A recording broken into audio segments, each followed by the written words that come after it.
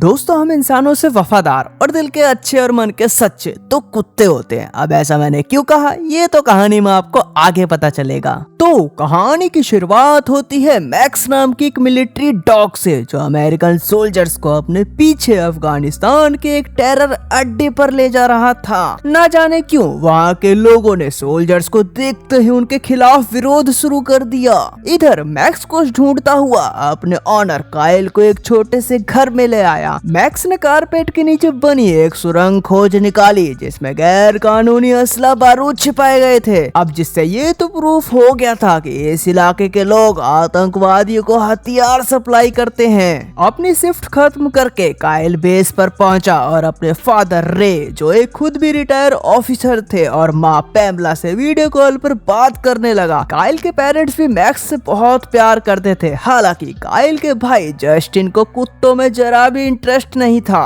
कुछ दिनों बाद काइल को उसके हेड ऑफिसर ने अपने पास बुलाया और उससे कहा कि तुम लोगों ने जितना भी असला बारूद जब्त किया था वो सारे ऑफिस तक नहीं पहुंचे और हमें शक है कि तुम्हारी टीम में से ही जरूर कोई हथियारों को गपचिया रहा है। फिर काइल के छानबीन करने पर पता चला कि इन सब के पीछे उसके जिगरी यार टाइलर का हाथ है। लेकिन काइल अपनी दोस्ती में दरार नहीं चाहता था, इसलिए उसने टाइलर को एक और मौका देने का सोचा। नेक्स्ट डे काइल अपने ग्रुप के साथ एक नए मिशन के लिए जा रहा था। मैक्स उन्हें अपने पीछे एक खाली ग्राउंड तक ले गया और बीच में रुक गया। यहाँ काइल ने टाइलर से कहा कि मैं तेरे काले कारनामों के बारे में जानता हूँ मेरे भाई, इसलिए छोड़ दे वो काम जिनके बुरे होंगे अंजाम। जिस पर उल्टा माफी मांगने की जगह टाइलर ने काइल से कहा कि किसान को खोदना और बाप को मत सिखा, चुपचाप अपने मिशन पर ध्यान दे। उधर मैक्स अकेले ही आगे बढ़ता जा रहा था, जहाँ आतंकियों ने माइंस बिछा रखे थे जिनके फटने से अचानक ब्लास्ट होने लगे। चारों तरफ कोहराम मच गया। मैक्स को खतरे में देखकर काइल उसे बचाने भागा। उसने टाइलर को उसे कवर करने को कहा, लेकिन वो घी का लठ उसे धोखा देकर एक चट्टान के पीछे छुप गया। अनलकीली दुश्मनों से लड़ता हुआ काइल टहल गया।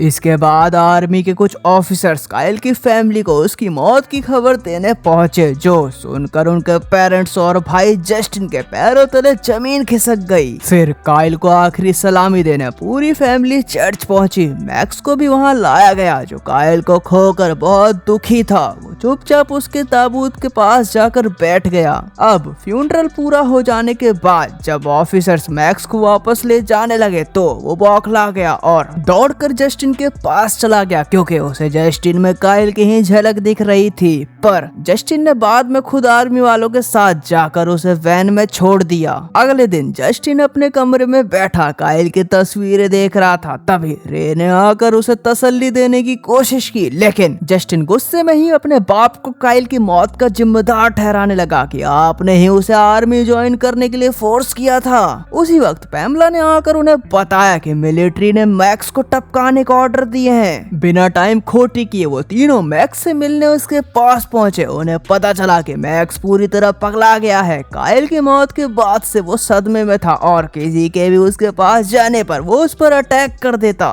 लेकिन जैसे ही जस्टिन उस कमरे में आया, मैक्स एकदम शांत होकर जमीन पर बैठ गया। मैक्स जस्टिन की बातें मानता था क्योंकि वो बिल्कुल काइल जैसा लगता है। अब जस्टिन के साथ उसे खुश देखकर रे ने उसे अडॉप्ट कर लिया, लेकिन घर पहुंचकर रे ने कहा क्योंकि मैक्स एक खूंखार जानवर है तो वो उसे घर के अंदर नहीं रख सकते, इसलिए उन्होंने मैक्स को बाहरी गार्डन में बांध दिया। अब रात हुई तो मैक्स जोर जोर से भौंकने लगा। उसके शोर मचाने से पूरा परिवार और पड़ोस के चमड़ी लोग बहुत परेशान होने लगे। ना चाहते हुए भी जस्टिन बाहर मैक्स के पास आया। उसे देखते ही मैक्स एकदम चुप हो गया। यहाँ जस्टिन को वो अपने पास से हिलने ही नहीं दे रहा था, इसलिए जस्टिन मैक्स के पास ठीक वैसे ही लेट गया जैसे काइल लेटता था। जस्टिन के सो जाने के बाद मैक्स पूरी रात उसकी देख रेख करता रहा। नेक्स्ट मॉर्निंग जस्टिन अपनी फ्रेंड चुई और उसकी कजिन कार्मिन से मिला। कार्मिन को डॉग्स काफी पसंद थे। जस्टिन ने उन्हें बताया कि मैक्स की केयर करना उसके लिए बहुत मुश्किल हो रहा है, तो कार्मिन ने कहा कि वो मैक्स को ट्रेन करने में उसकी हेल्प करेगी। अगले दिन कार्मिन और चुई उसके घर आए। कार्मिन ने जस्टिन को कुत्तों के पास जाने की ट्रेनिंग दी और उन्हें कंट्रोल करना भी सिखाया।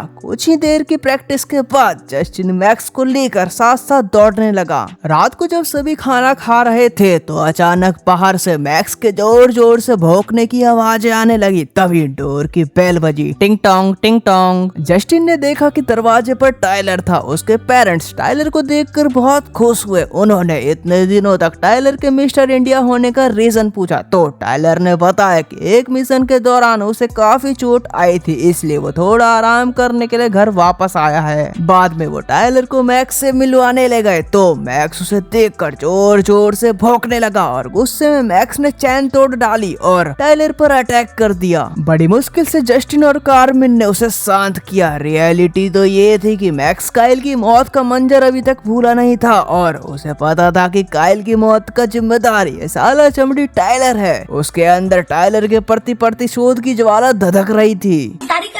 एक दिन जब सुबह जस्टिन मैक्स को टहलाकर वापस आया तो वहाँ पर एक पिंजरा रखा हुआ था। उसकी माँ ने बताया कि ये पिंजरा मैक्स के लिए है ताकि वो अब किसी और पर अटैक ना करे। नेक्स्ट डे टाइलर ने रे से उसके वेयर हाउस में अपना एक काम करने की परमिशन मांगी तो रे ने उसकी बात खुशी खुशी मान ली क्योंकि वो उसे अपने बेटी की तरह मानता था। पर अंकल को कहाँ ही पता था कि ये पूत नहीं कपूत है। एनीवे, बाद में जब रे ने टाइलर से काइल की मौत के बारे में पूछा तो टाइलर ने घड़ियाली आंसू बहाते हुए झूठी कहानी सुनाई कि काइल की मौत का जिम्मेदार तो वो कुत्ते का बच्चा मैक्स है। काइल के लाख मना करने के बाद भी वो डेंजर एरिया में चला गया और उसे बचाते बचाते काइल निकल लिया। मैं तो कहता हूँ अंकल टपका दो साले को। ये सुनते ही रे गुस्से से आग बबूला हो गया और मैक्स को मारने के लिए दौड़ पड़ा। उसने अपनी गन निकाली और उस पर फायर करना ही वाला था कि तभी मेन टाइम पर जस्टिन ने आकर उसे रोक लिया। अगले दिन जस्टिन मिलिट्री की उस जगह पर पहुंचा जहां पर सभी डॉग्स को रखा जाता था, जहां उसे काइल का घनिष्ठ मित्र मार्टिन मिला जिसने बताया कि मैक्स उनका आज तक का सबसे वफादार मिलिट्री डॉग है। उसके अकॉर्डिंग मैक्स कभी भी काइल को चोट पहुंचा ही नहीं सकता था। मार्टिन ने ये भी बताया कि टाइलर को घंटा कोई चोट वोट नहीं लगी, उसे तो लतिया कर नौकरी से निकाल दिया गया है। फिर जस्टिन ने चूई और कार्मिन के साथ मैक्स की ट्रेनिंग वाली वीडियोस देखी। तब उसे फील हुआ कि मैक्स काइल के कितना करीब था। उसे अब फुल कंफर्म था कि मैक्स की वजह से काइल की जान नहीं गई बल्कि जरूर कुछ और ही लोचा है। उसी वक्त चूई का दूसरा कजन एमिलियो वहाँ आ गया और तभी उसे टाइलर का भी कॉल आया जिससे जस्टिन को उस पर डाउट हुआ। तो उसके जाते ही वो मैक्स के साथ उसका पीछा करने लगा। थोड़ी देर बाद वो जंगल के बीचों बीच पहुंचे जहां अमेलियो टाइलर से मिला। तभी वहां पर कुछ गुंडे आए जो टाइलर से वेपन्स खरीदने आए थे। तब जस्टिन को समझ में आया कि टाइलर असल में अफगानिस्तान के इनलीगल वेपन्स को अमेरिकन डीलर्स को बेचता है। अब जस्टिन और मैक्स जब इस डील को देख रहे थे तो उसी टाइम उन गुंडों के कुत्तों ने मैक्स को भौंकते हुए सुन लिया और उसके पीछे दौड़ने लगे। मैक्स उन दोनों खतरनाक कुत्तों से अकेला ही भिड़ गया और उन्हें पेलकर जस्टिन के साथ भाग निकला। लकीली वो दोनों हाईवे तक पहुंचे जहां एक बुढ़िया ने उन्हें लिफ्ट देकर घर तक छोड़ दिया।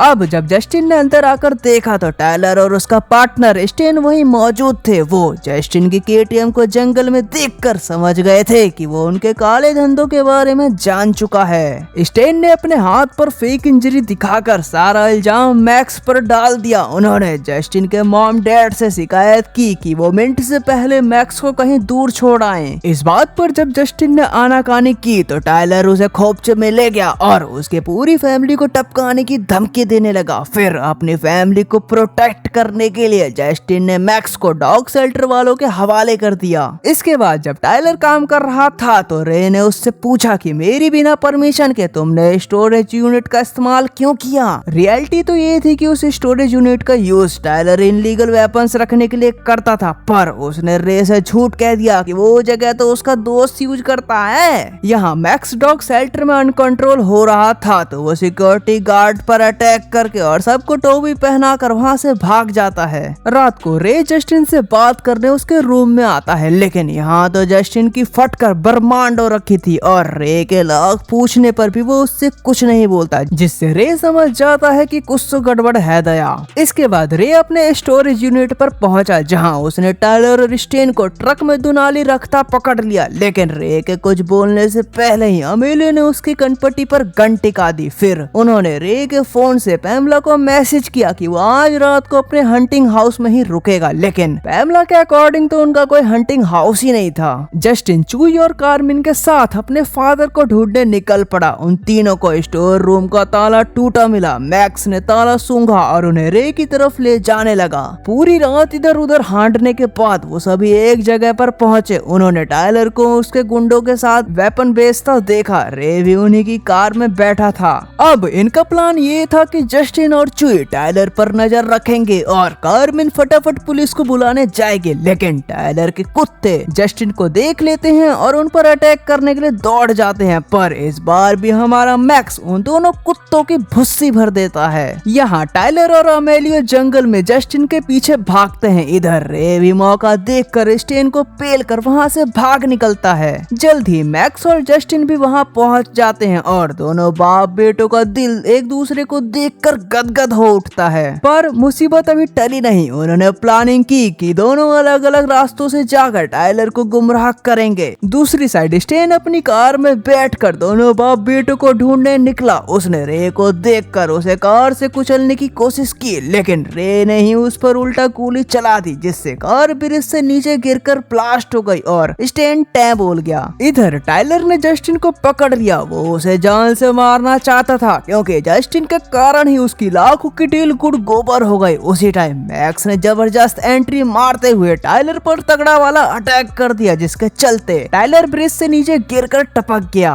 हमेशा की तरह सारा रायता फैलने के बाद पुलिस आई और सभी गुंडों को गिरफ्तार करके ले गई। अब जस्टिन और मैक्स काइल की कब्र पर खड़े थे, जहां उन्होंने उसे याद करते हुए सैल्यूट किया। फिर घर आने पर सभी लोग जस्टिन और मैक्स के कारनामों से काफी खुश थे। बाहर मैक्स का भी पिंजरा नहीं था, क्योंकि रे ने अब मैक्स को अपनी फैमिली का ही हिस्सा मान लिया था। फाइनली इसी हैप्पी एंडिंग के साथ ही ये मूवी भी यहीं खत्म हो गई। तो दोस्तों, कैसी लगी आपको वीडियो बताना जरूर कमेंट करके। अगर पसंद आई हो तो इसे लाइक करना, शेयर करना और चैनल को सब्सक्राइब भी। मिलते हैं नेक्स्ट वीडियो में। बाय।